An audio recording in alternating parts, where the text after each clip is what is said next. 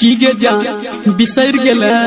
नहीं हो गे हमरा त लागैया तू बिसर गेली नहीं हो गे कोना छी हम तो ठीक छी अहाँ कोना छिए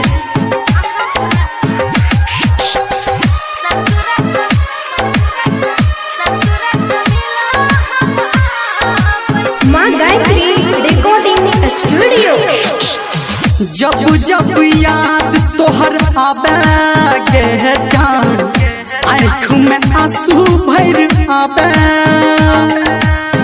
जब जब याद तोहर आवे गे जान आँख में आंसू भर आवे जब से छोड़ के गेल ससुरा हमरा बड़ा कर पाबै छी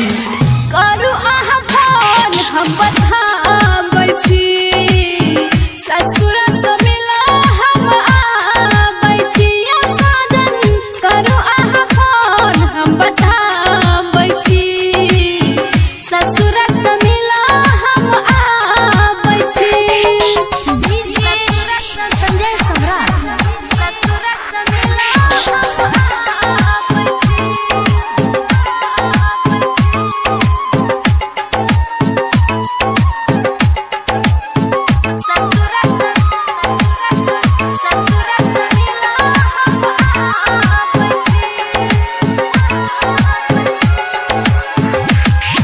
अभी आप सुन रहे हैं सावरिया म्यूजिक।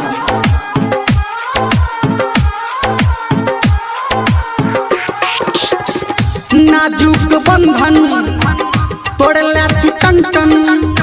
पायल छन कौला अपन पिया घर छन छन की करबे मजबूरी छले ना है नाजुक बंधन तोड़ला तू टन टन पायल छन कौला अपन पिया घर छन छन सपना में तू